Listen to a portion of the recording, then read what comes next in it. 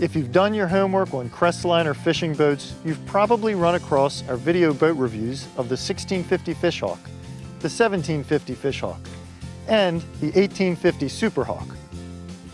Today, we're on the 1750 Bass Hawk, and as you might guess from the name, this boat is designed specifically for bass fishing.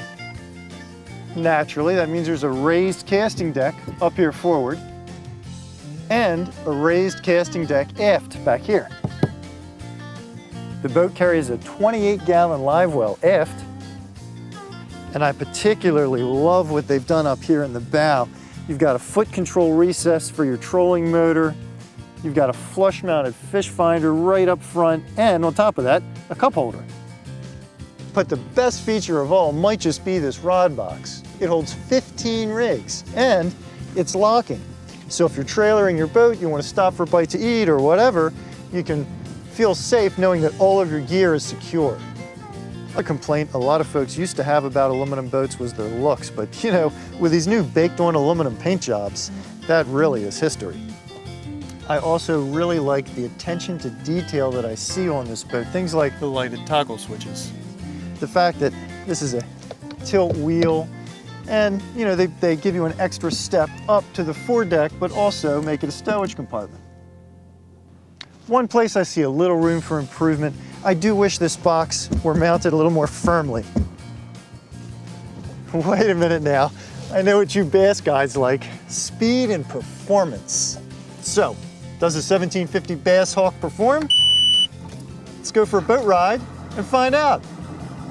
With a Mercury 150 Optimax Pro XS outboard on our test boat, we jumped onto plane instantaneously. We hit a cruising speed in the mid-30s and topped out at 52.1 miles per hour. Just as important, even at high speeds, the 1750 carves out tight turns and always feels in control. Folks, that was an eye-opening boat ride.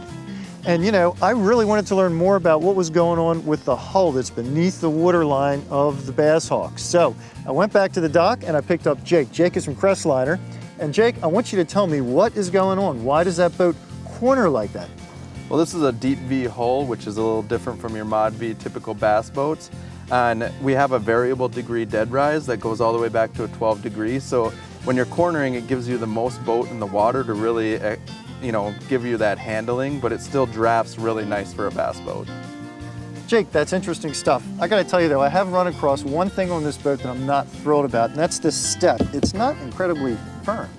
Yeah, we noticed that too. It's because this is actually one of our very first builds. So what we do is when we build a new boat, we go through and pick apart pieces like that too. When we go to manufacturing, that's gonna be a very solid piece. I'm glad to hear that. You know, I still got one beef though. I like to fish for stuff other than bass too. Yeah, this is actually a great multi-species boat. I mean, whether you're into walleye, bass, muskie, it doesn't matter. You're gonna get great deck space. You know, you can put in multiple seats and you have a huge fore and aft casting deck with great storage. I'm a big muskie guy and bass guy, and it is set up ideal for that, but if you wanna fish anything else, it's gonna be set up great for that too. Now, of course, there are some downsides to having an aluminum bass boat. There are pluses and minuses to every different sort of boat. And in my mind as an angler, the biggest negative point is that when it's blowing out, aluminum tends to get blown around a lot easier than glass. But of course, there are upsides too, right? Yeah, you're gonna be working with a lot lighter boat, which means you're gonna need a lot less engine to go the same speed.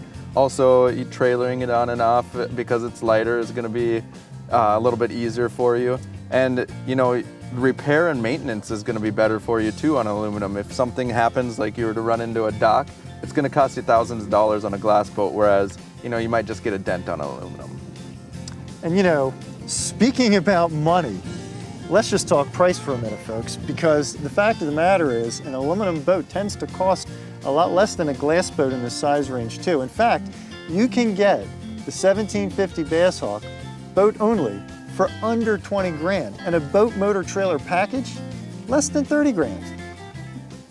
You know what, folks? I think Crestliner's done a pretty darn good job with this boat. If you agree and you think you might want a Bass Hawk, your next move is to take one for a test drive. And I tell you what, whether you get the boat or not, you'll agree, it's fun.